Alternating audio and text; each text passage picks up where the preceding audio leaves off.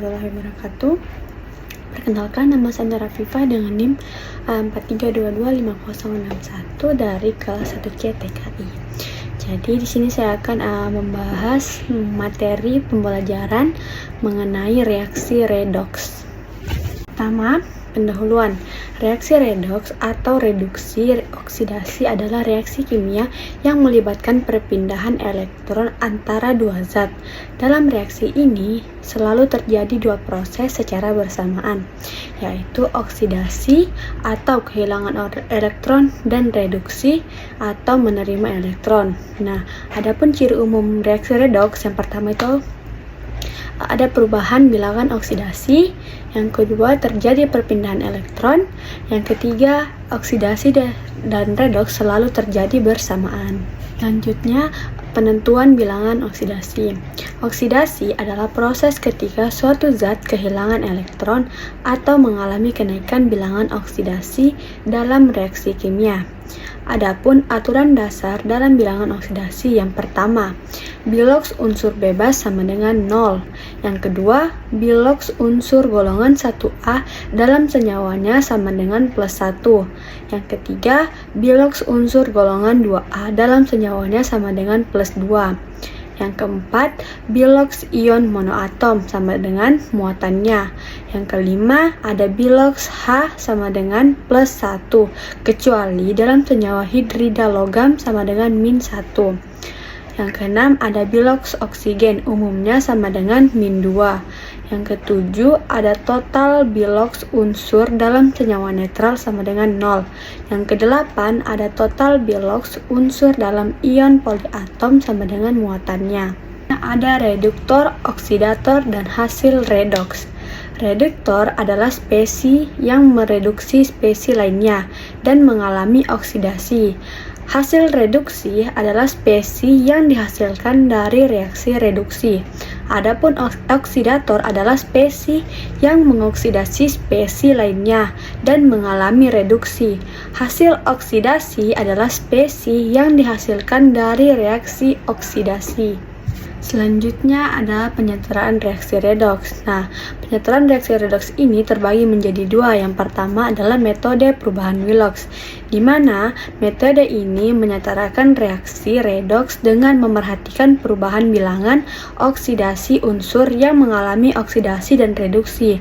Nah, metode perubahan Willox ini cocok untuk reaksi sederhana dengan kondisi lingkungan yang umum.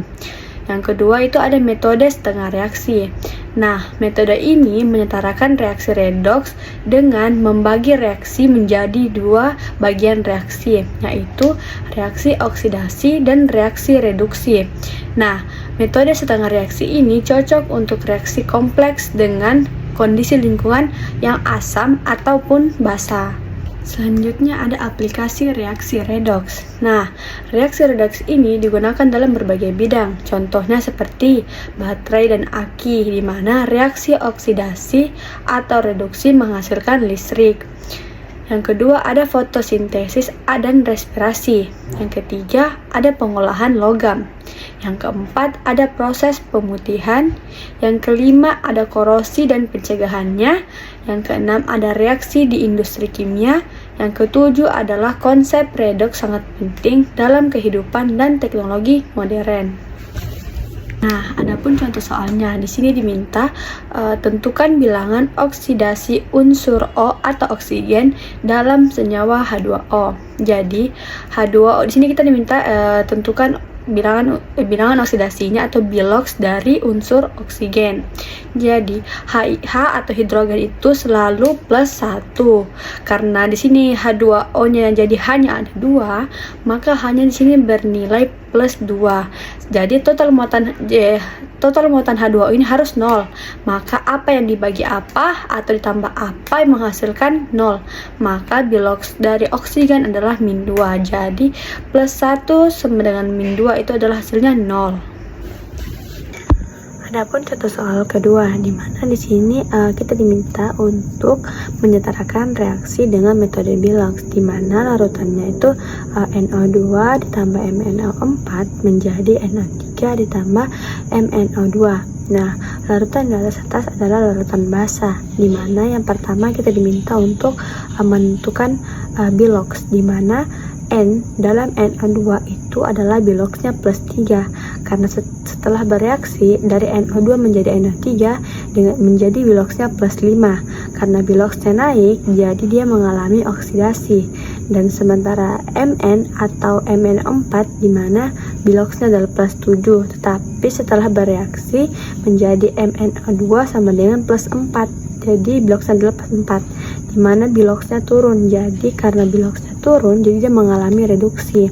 Nah, langkah kedua adalah menghitung perubahan biloks, di mana N itu biloks per awalnya adalah plus 3 dan setelah bereaksi menjadi plus 5, jadi dia berubah 2. Sementara Mn dari plus 7 setelah bereaksi menjadi plus 4, jadi dia berubah 3. Nah, setelah itu kita menyamakan reaksi elektronnya, di mana N itu berubah 2, maka dia dikali 3.